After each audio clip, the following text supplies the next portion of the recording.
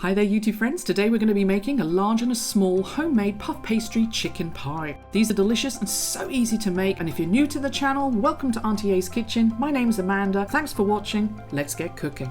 To make things really easy, as always, I'm going to recommend prepping all of your ingredients beforehand. And when you cut up your vegetables, they don't have to be perfect, just roughly the same size. One of the things I love about this recipe is that you can add any vegetable that you have to hand. Today, to keep it very basic, we're going to be using some carrots, celery, onions and leeks, but mushrooms and peas work really well with these flavours too. When it comes to chicken, there are just so many different ways that you can do this. You can use some leftover chicken from a roast meal, or as I'm doing, quickly cook up some chicken in a pan or in your oven. I like to use chicken thighs, and to cook them, place them skin down for 5 to 7 minutes, season with some salt and pepper, then once the skin is golden and crispy, turn them over and finish cooking for about a minute. And in a recent video, I show you a simple crispy skin chicken burger recipe, and for many more delicious recipes, please check out the channel.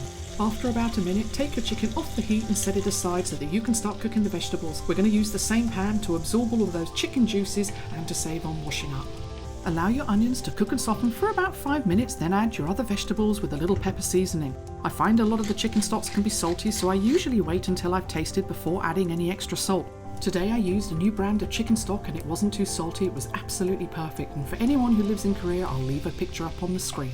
Add some garlic to your pan, let this cook for a minute or so, then add 2 tablespoons of flour, and this is going to help thicken up the gravy as it cooks. Let your flour cook just for a few moments, and then I also like to add a little bit of mustard for some added flavour. For the chicken stock, a quick tip to make it more flavoursome, add a bay leaf or 2 in with the chicken cube and the warm water about 15 minutes before you need it, then remove the bay leaf before you pour it in.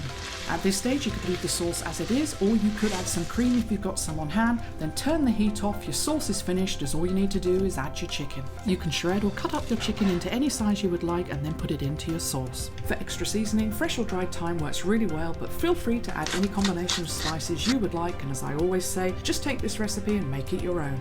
Have a final taste, and when you're happy with the flavours, pour into your serving dishes. I like to sometimes make individual small chicken pies, but today I'm going to be making one large and one small just to show you. Finally, you're going to whisk up an egg, set this aside, and you're ready to roll out your puff pastry. Today I'm going to be using some of my own homemade ruff puff pastry, and this is really easy to make, and there's a simple recipe on the channel. But if you haven't had any time to make any, then just use some shop bought puff pastry.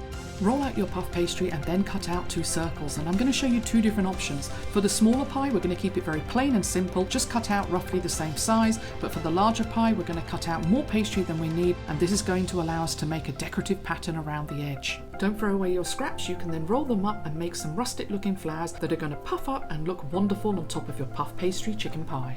For the small pie, I just place the lid on top and then press the edges into the dish, but with the larger pie, because we've got more pastry, you can crimp the edges and make a pattern. Finally, cut some vents in your puff pastry to allow the steam to escape, ensuring that you end up with extra crispy puff pastry. Add a flower or whatever shape that you've made on top and brush with some egg, or you could also use some milk, then place into your preheated oven for 25 to 30 minutes or until golden brown. If you're making smaller chicken pies, they will cook a lot quicker than the larger pies, so just keep an eye on them, then all that's left to do is to serve up. I personally like to serve up some broccoli stalks for colour and sometimes a side of mashed potatoes, but the pastry is very filling, so we usually just eat the pie with a side of vegetables. This chicken puff pastry pie is so comforting to make and eat in the colder months of the year, and I think you're going to enjoy this recipe with family and friends. So thanks for watching, and I look forward to seeing you in the next video. God bless!